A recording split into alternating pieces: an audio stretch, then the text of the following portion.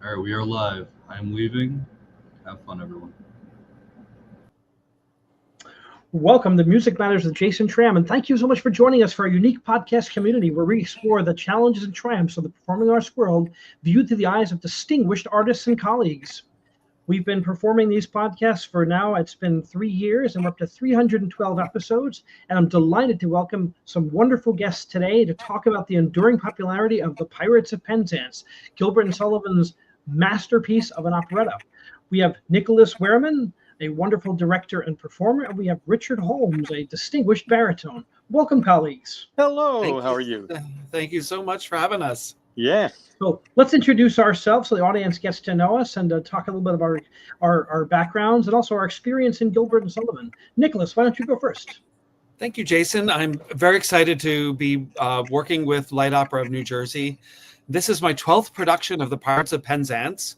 I started as Frederick, who is the romantic lead, when I was actually 21, and Frederick is turning 21 in the show. So throughout the years, I did many Fredericks, and then eventually took a hiatus until I was old enough to play the Major General. And so then I played the Major General, and I started directing production. This is my 5th production that I've directed. My association with Gilbert and Sullivan goes back to studying in London as an undergrad. I was there for a full semester and was very fortunate to attend the D'Oyly Carte Company in their last season, and I saw 3 productions of theirs, including the Pirates of Penzance. And then after graduating, it's a little bit of feedback. Get a little bit of Mhm. interference there. Little interference. Let's have Richard mute his mic while he's not speaking. I think that's what's causing it. There it is. Richard. happens. So it has happened. So I performed with the Ohio Light Opera for 12 seasons over the many years, and performed in 70 operetta productions with them, and then also many other places around the country, and learned from some masters, including James Stewart, who was one of my mentors, who taught me the style of Gilbert and Sullivan and operetta. And I grew to love, the genre of operetta, which is basically the precursor to musical theater. Well, thank you so much. That's a great start to our discussion. Richard, why don't you introduce yourselves? Can you give us a bit about your background? Well, hi, and thank you. It is lovely to be on this. So I started, I go way back with Gilbert and Sullivan myself. My father was a music teacher, and so I knew a lot of classical music. He was a great classical music buff. But my aunt, when I was 6 years old, said, "Oh, I've got something, a record I want to play for you." And she played this thing that began with a diminished chord, very dramatic. And it turned out that it was the first act finale of HMS Pinafore. And I really liked that. So she loaned me the records, and I learned HMS Pinafore endlessly, and every note of it. And I became sort of a Gilbert and Sullivan fanatic at the age of about 8 or 9. And used to sit with music out from the library and play it. Then at about 19, I too started with Frederick, but it was not the beginning of a great Frederick career, unlike Nicholas's. But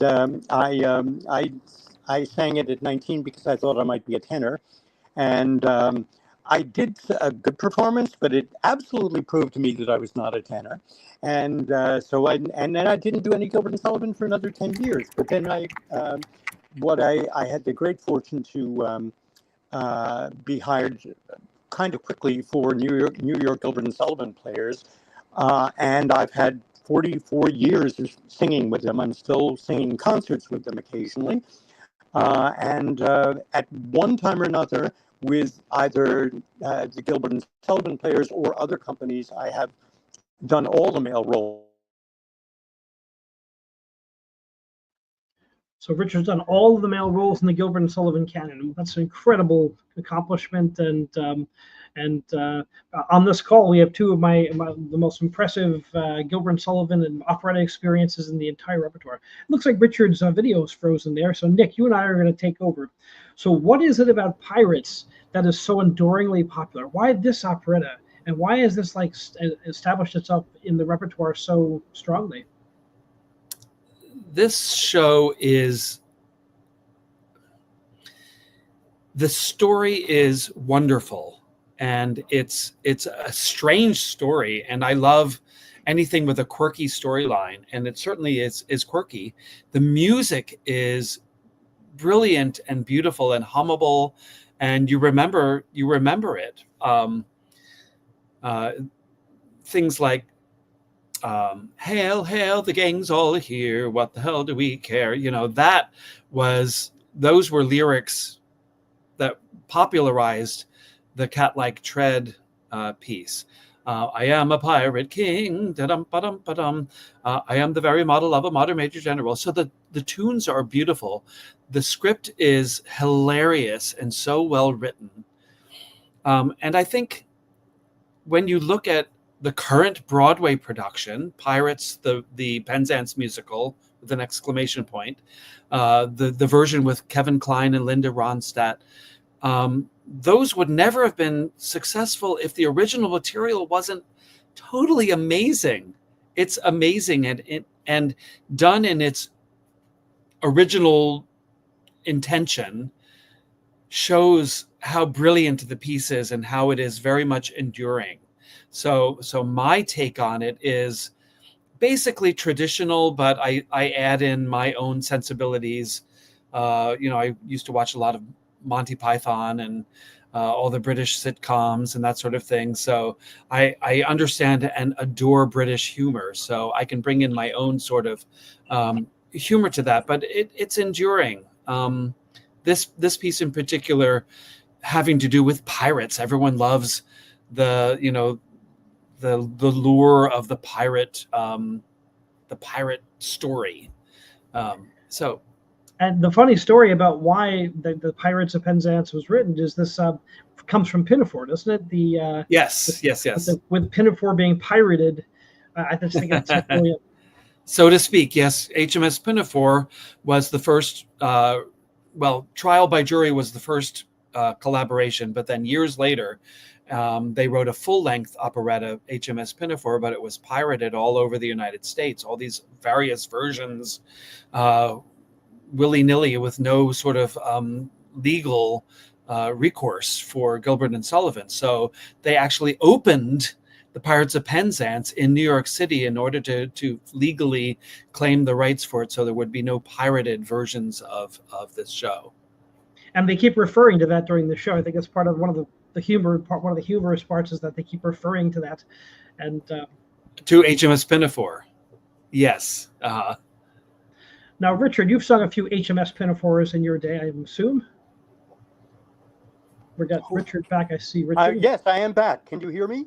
Yes, loud and clear. I'm sorry. Yeah, I think because of the heat, for some reason, my Wi-Fi has been having a little trouble here. But I'm back. So anyway, I've done the captain too. I did it 231 times to date, starting in 1984, and I've done it about 40 years, and a few Sir Josephs as well. Sir Joseph is the comic patter role, like the Major General in Pirates.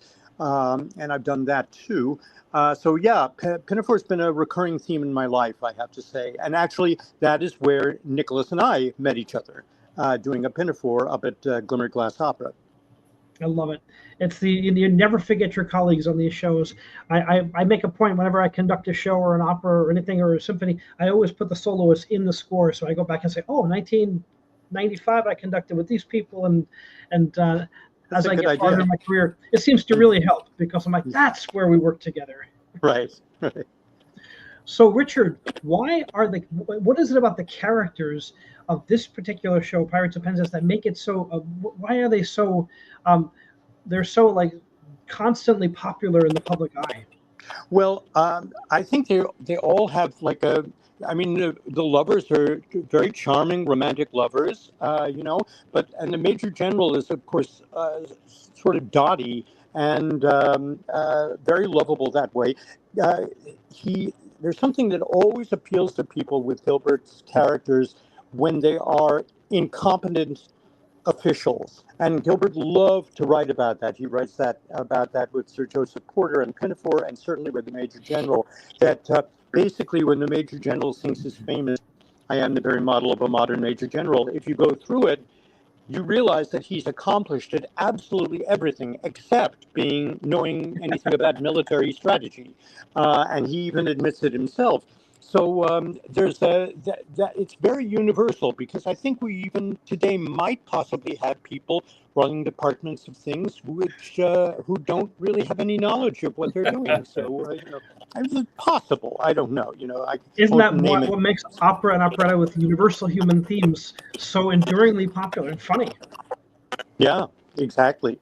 And they can poke fun at those things. The Pirate King is a wonderful swashbuckling, very colorful character, but the thing that I love about him is that basically you find out at the end that he hasn't been a swashbuckling pirate all of his life.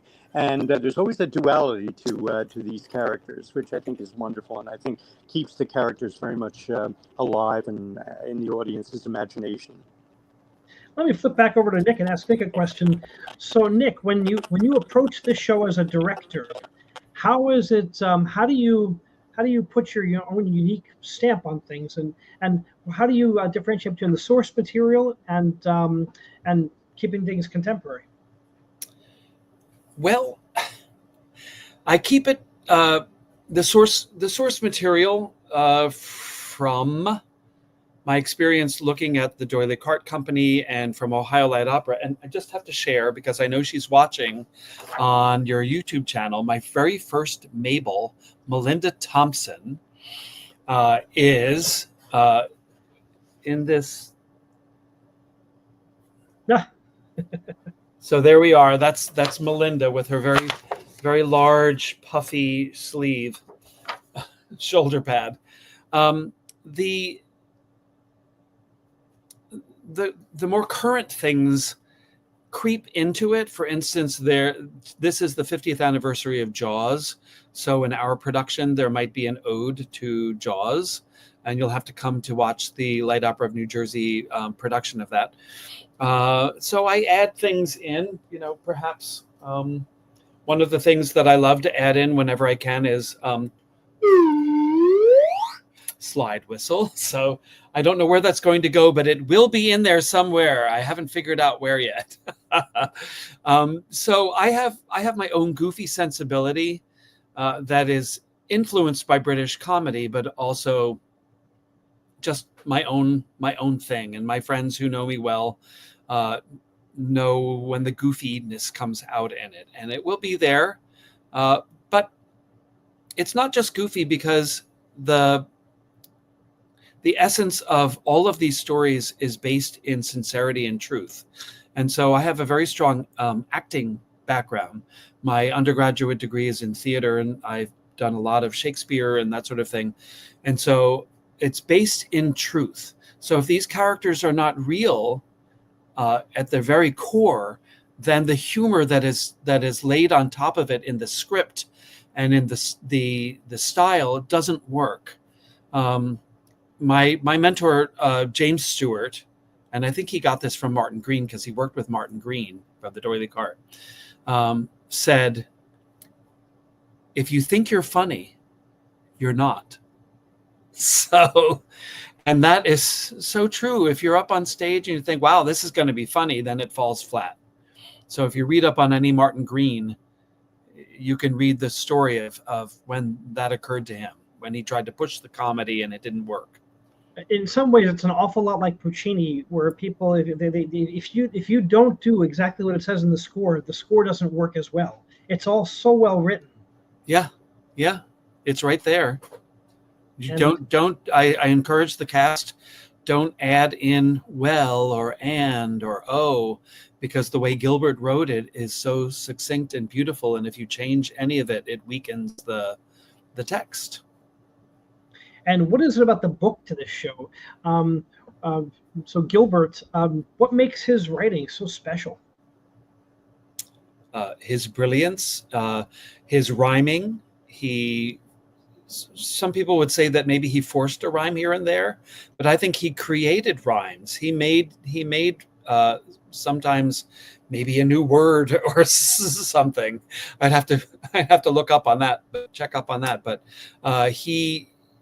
his brilliance in crafting the text is so evident in this show and in the Mikado, in HMS Pinafore, the Gondoliers, some of the ones that are not quite as popular, but they should be. It's just there. And he wrote in an era where writing of this sort was just top notch. And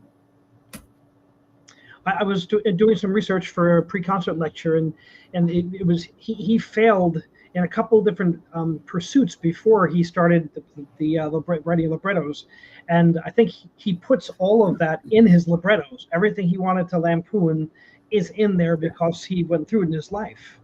Yeah, you write about what you know. It's just it's one of the strongest books, especially Pirates. Really a strong book, and every line is so funny. Yeah, every single line is funny, and so people may want to come back a second or third time to watch it to catch everything. So, Richard, as an actor and as some, especially the Major General, what makes the Major General such a character that everyone just loves? And I've seen it on The Simpsons. I've seen it on, you name it. That song keeps coming back and being right. Well, everybody. First of all, everybody loves the song. I mean, that's the first question that everybody asks. Do you get to sing the song? Like there's only one song. And the Major General song is just one of those things that we've heard all our lives in all different types of situations.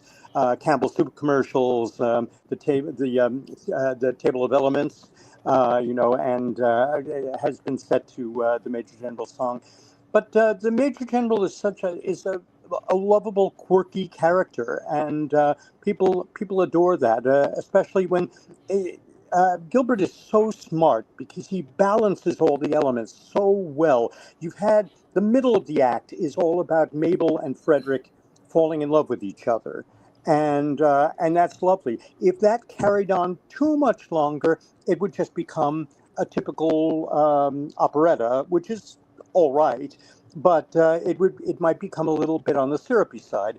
So what Gilbert immediately does is inject a seltzer of the Major General into it, who's this sprightly, odd, quirky character who gets to say all these 900 words in a minute. And audiences adore that, and it's like all the rules are suspended. I love it when Gilbert does two things that I really love. He's subversive in one way, in that he loves to write characters who go, totally off the wall and really don't have much. They're like the most extraordinary person you might have ever met.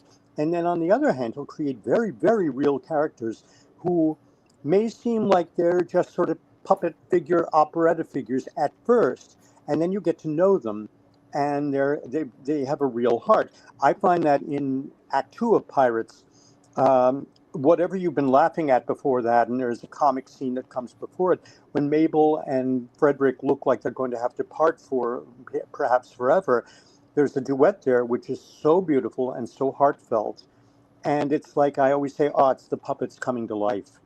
And I think there's something romantically that you can hang on to, that you really love these characters, and you have to love the characters. And then on the other hand, there are people like Sir Joseph Porter in HMS Pinafore or the Major General, who you don't have to worry about hurting their feelings. You can just laugh with and at them. Thank you so much. Really appreciate that perspective. The show has these overarching themes of duty, identity, romantic idealism. Do they still speak to the audience today? What do you think, Nick? Oh, Lord. Duty, identity, and what was the last one? Idealism. I think that goes to whatever person or society you're speaking with. Idealism, I think that everybody has ideals of what they think is proper and what their definition of love is. Yes. So my answer is yes. And I think I'll have a cocktail drink. Excellent, even better. I find Frederick's slave of duty throughout the show to be just so funny every time he says. Oh, I see what you mean. Yeah. Well, he's so innocent and naive, which is refreshing, I think.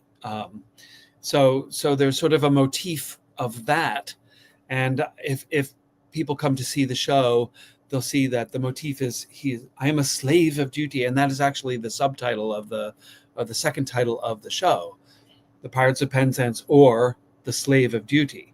And so whenever he says I am the slave of duty, he really believes that, and I guess it really gets in his way, especially in the second act, because if you're not familiar with the plot, it starts with Frederick's 21st birthday.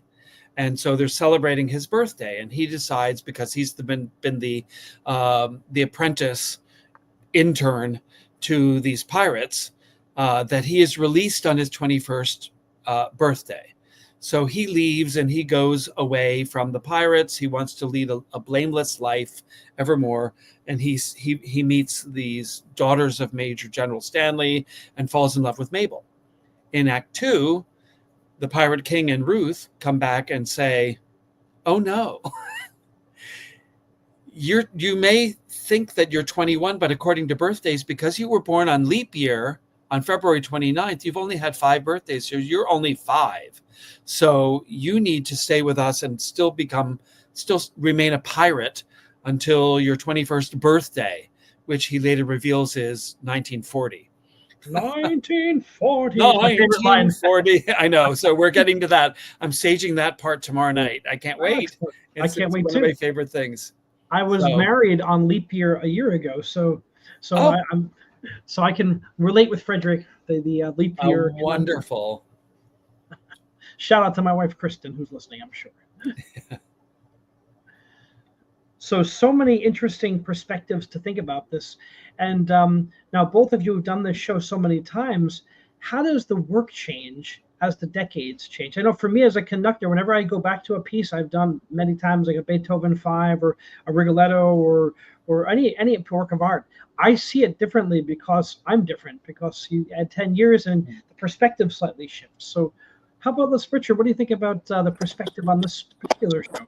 Oh, well, I completely agree with you. It's first of all, you change the person, so of course the way you relate to the show is naturally going to change too. Certain elements of the show that perhaps I wanted to get through quickly and get to the comic moments or something like that. I now love to linger even as an audience member, not just as a performer. On the other parts of the show, I will enjoy the subtleties of it a little bit more. And certainly as a performer, you change. There are things that I find that as I've gotten older, I relax more. I used to be very. I used to maybe push a little, as Nick was saying before, about possibly the comic people maybe pushing a little bit too much. Sometimes I think I would try too hard just to be funny rather than just being the character.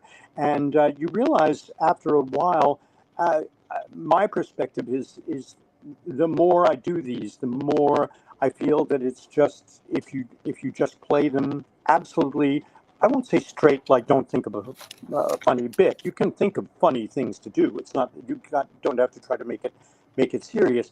But on the other hand, it's just what Nick said. If you think you're being funny, you're not. And if you have to think in terms of what the character needs for that scene, and go for that rather than go for I can get a laugh if I say this in a funny voice or something like that. what I find is that doesn't change is the universality of the of Gilbert and Sullivan in terms of he's always mocking something. In HMS Pinafore, he's mocking the class distinctions and the strict, caste system in Britain. In Pirates, he's not dealing so much with that, but he is he's making fun of. A lot of it is what, as with Frederick, is when you're going for an ideal, when you're being idealistic, sometimes you have to deal with the nuts and bolts of your life at the same time. And I find those moments are very, very telling.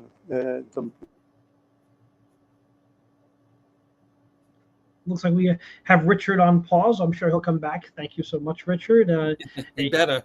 A legendary performer. He's been out and doing this for so long and so well. So we'll get Richard back on.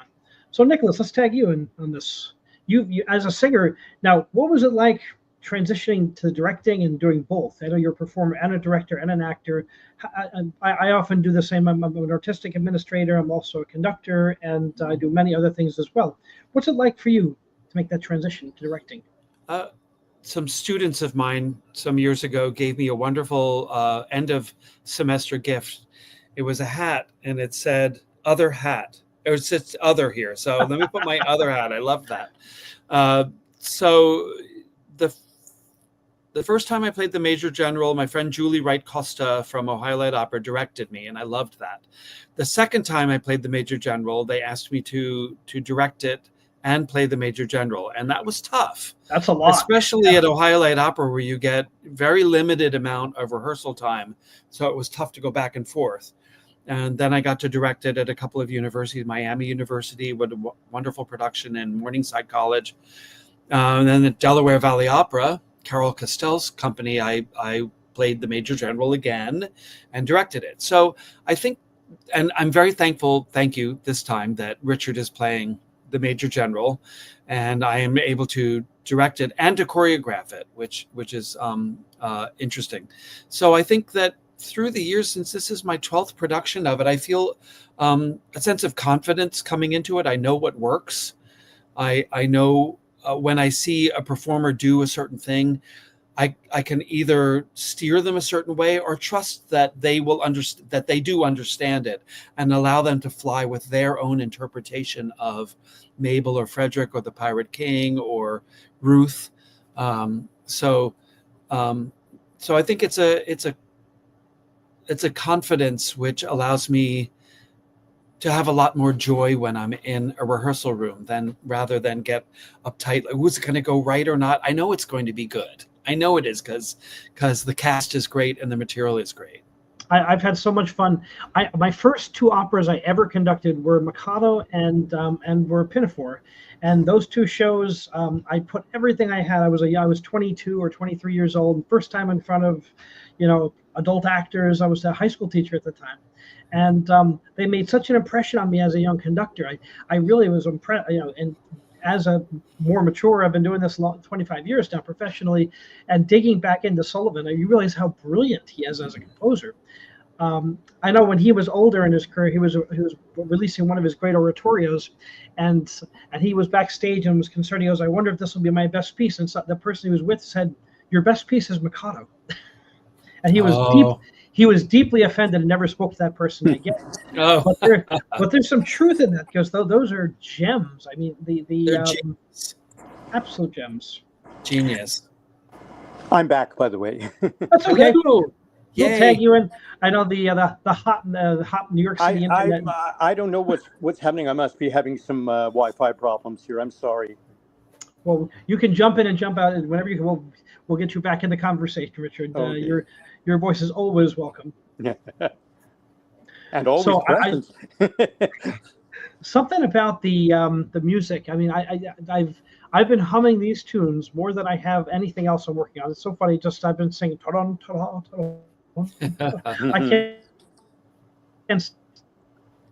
I can't get.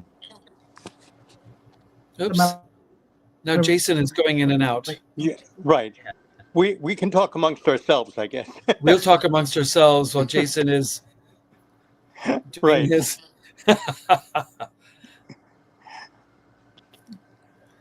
Well, I guess yes. He's probably trying to reconnect. I think there's this is difficult times with this heat. So We can just keep talking if Quentin, if Q has us on, Right. one of us here.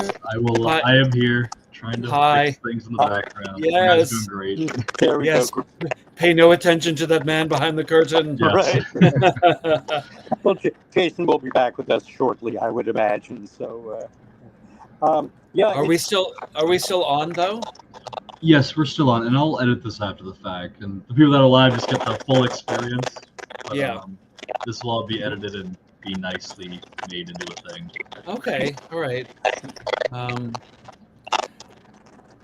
I do have a story I could tell while we're waiting. I don't know if it would, or should I wait for Jason to come back on? It's a funny No, story. you go for it. I'll fill it in.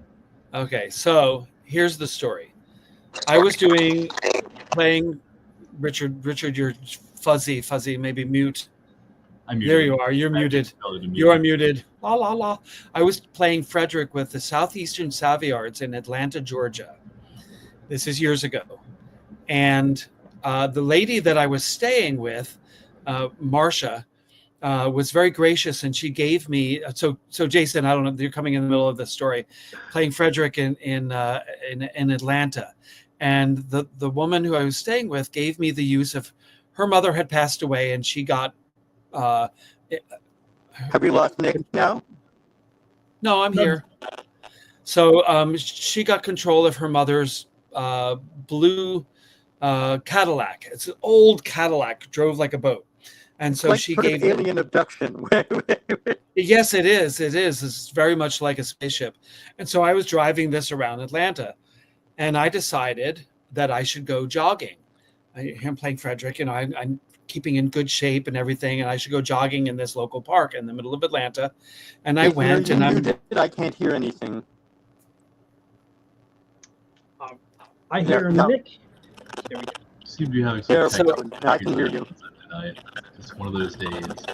That's all right. My stories always get interrupted by the waiter or the 3 days waitress. in a row of it being about 100 degrees. That probably has something to do with it. Yeah, I can only imagine. So keep going, Nick. I hear you. So I'm jogging. Well, actually, Nick was in the middle of a story, but I'll talk about a few things. Am I not being heard? This is the first time I ever did the Major General. Okay. There's Nick. Okay, great. I'm here. I've been here all along, I think. Edit. Oh boy, it's gonna be a fun one to edit. Have fun, yeah. So anyway, I'm jogging in my spandex or whatever I'm wearing, a little shirt, a little, spandex. I come out of the park, and there's a police blockade, and they're checking all the cars for drugs. And so we're all being stopped, and I roll down the window. Yes, sir. And they say, step out of the car. So I step out of the car. Apparently, this car with California plates, the plates were expired. And they said, open up the trunk. And I said, okay, I'll open it. They're looking for drugs. So I opened up the trunk, no drugs. They said, we're going to impound this car because the plates are expired. Well, and I said, okay. And in the trunk were my Frederick big, tall boots and sword. So I had to walk through this park with sword and boots and my little spandex shorts looking for a payphone because there were no cell phones at this point, wondering, can I remember this woman's phone number? So this is all I really remember of my time doing Frederick in Atlanta. Nothing like having your no sword and boots and having to get to that theater and figure that out. And that's yes. I don't know. You may want to edit out that entire story, but that's no. fine. I like it. That's now, Richard. Having so many performances under your belt, you must have some crazy stories on the road. Yes. I've had nice stories too. For example, the first time I ever did the Major General was in Natchez, Mississippi. And when you sing in Natchez, like all of Natchez comes to the performance. There are only 2 performances, and they're a week apart. And the entire city is not very big, and everybody comes to it. And So it was wonderful because after that first performance, which was a Saturday night, I think, the next day I decided to go to the very nice Italian restaurant there. And I finished and I was about to pay my bill. And they said, oh no, it's been paid. And I said, really? And it turned out that the people at the other next table had seen Pirates the day before. And there I was. So I had like a week's free vacation in Natchez. Everywhere I went, somebody in Natchez paid for my food. So I decided Natchez could claim me as a dependent in there. But all kinds of things have happened. I mean, like not so much with Pirates, I think, but with Yeoman of the Guard, which is the most serious one, and it's the one in which more things seem to happen for me in the serious ones, in the one serious show, like I was doing it in England at the Gilbert and Sullivan Festival in England with New York Gilbert and Sullivan players, and we had a bass who always made a comic exit where he bumped his head on the wall, and he did it, but didn't realize that the wall wasn't particularly well braced, and so I was sneaking on, and I had to say, the deed is so far safely accomplished. And as it was happening, I heard this gasp from the audience. The entire wall was about to fall onto my head. And so I saw this, and with great presence of mind, I put up my hand and caught it. And of course, then Gilbert provides you with the line, the deed is so far safely accomplished, and the audience went crazy, of course. And that performance, we thought everything was done with that. And then we had a fire drill for some reason in the middle of the second act when a gunshot is supposed to go off right at that moment. And instead, we're standing there, we thought, did the props department not understand that we needed like a gun rather than a bell? So then we all went out into the cold, rainy night, and then came back and kept on performing. But all kinds of things like that happen. So you learn to go with it. So what was it like performing Gilbert and Sullivan in England? Were the audiences different? No, I would say no, actually. I mean, the thing is that it's more nerve-wracking when you perform at the. I've only performed in England at the Gilbert and Sullivan Festival. The terrifying aspect of that is everybody in the audience knows the show, and I actually I've never performed Pirates over there, but I saw a performance of Pirates in which very, very prominent English patter comedian, patter baritone Simon Buttress was doing the Major General, and got completely bollocksed up in the third act. And afterwards, third verse of the Major General song.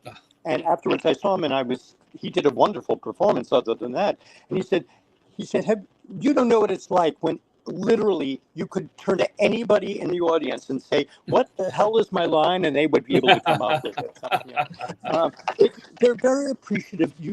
I find that you don't need to sell things quite as hard in England. You can, because the way they speak is much more. We're Americans tend to be very overt. And so you don't have to be very overt with your thing. You can be a little more sly, a little bit more subtle. And I enjoyed that. That was very nice. But they're lovely audiences. So they were just wonderful. So I had a great time. Nick, where are some of your favorite places you performed? Made an impact? For Gilbert and Sullivan or anywhere? Or Pirates or... Well, I think that every Pirates I've performed in, Ohio Light Opera is a very special place. I had an impact doing Nevada Opera. I did a school tour of Pirates of Penzance. It was a very minimal version of it, and that was lovely. And we were based in Reno, and we traveled all over Nevada. So it's so wonderful in our careers that we get to see the world, get to see the country, and be taken to different places.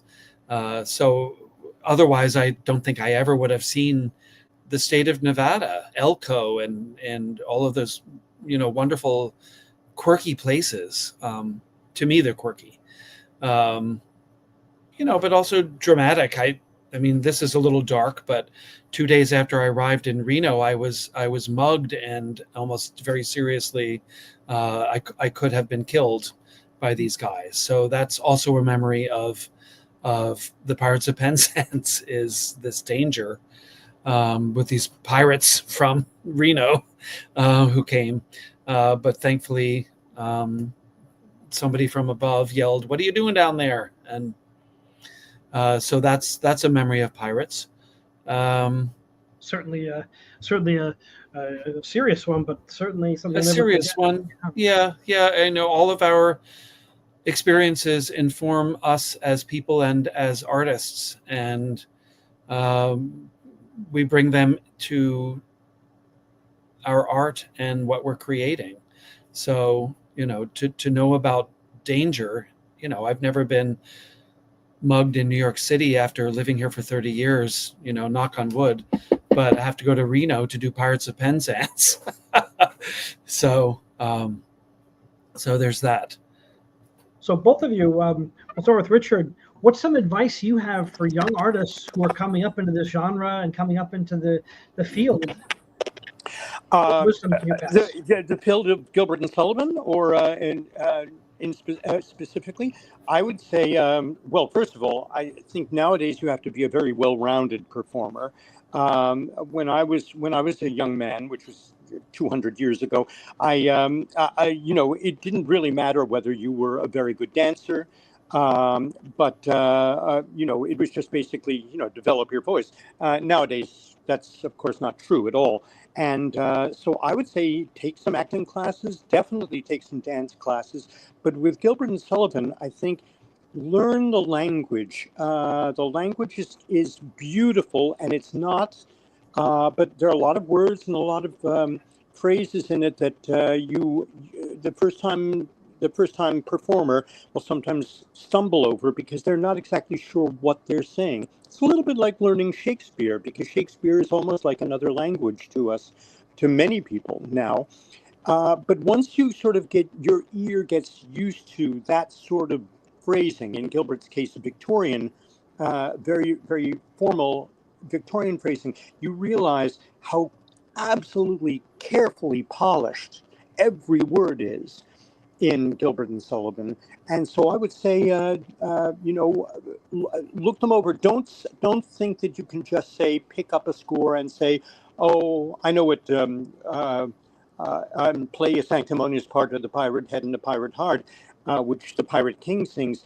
That it's, know what the word sanctimonious is. It will affect the way you sing.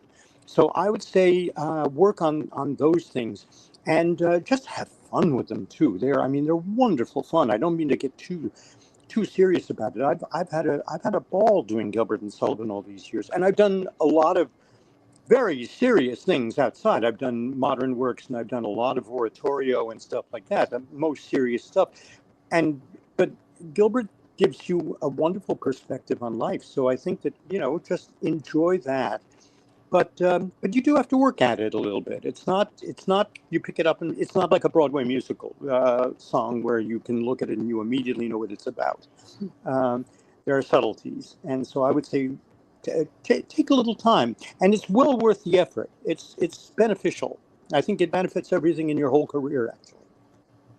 Thank you, Richard. Appreciate that very much. Nick. I would echo what Richard said very much. And in particular, yes, the triple threat sort of thing, acting and dancing and singing. For me, the acting is paramount because everything is based in that.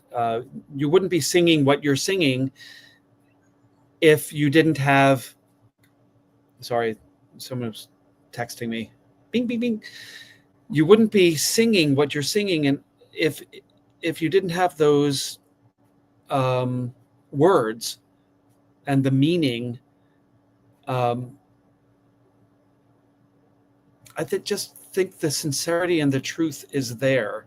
So if you start with everything as an actor, and then go from there, when I was teaching musical theater, voice, and acting and directing and everything I was doing in Florida, I would always tell my students, if you look at the music, it's all there. The dynamics are an emotion. and the way that the melody is crafted has to do with what the text is and the emotion and the story that is being told. I think our cast is wonderful. There are a lot of young professionals, and they're all very eager, and they're very open to learning and to wanting to grow and create these roles. So I think I just can't wait to see it all come together. I love working on with casts of talented young people. I love putting them together, and it's really been something that's been very special to me. And Light Opera has been a place Light Opera New Jersey has been a place where people can come and really hone their skills and grow as professionals. And it's been a lot of fun. Casting the show with you, Nick, was a lot of fun to put that together, and to watch them grow into the roles is really exciting. Very exciting. Yeah. They're all very excited, and they all fit well together, and they're working well together. And as I often say, it's our troupe, it's our group. This is, as performers and musicians, we become a troupe together. But it's so wonderful that people with the wisdom and the experience and the stagecraft that you both have, I think that they all recognize that immediately, and I can tell they're really responding to that. So it's such that's what I love about the performing arts, is we each bring ourselves to it, and it makes the whole is greater than the sum of all of our individual parts. Yeah, I think so too. And what about you? Question for you. Oh. How are you enjoying learning the score of Pirates? And this is your first time conducting it?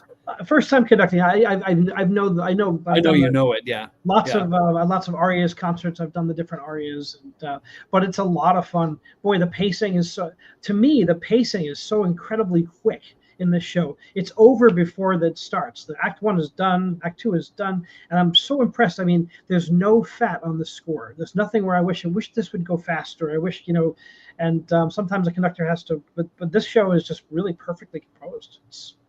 So the book is perfect, and the music just the combination of the two is it's just a home run on every page. Yeah, I agree.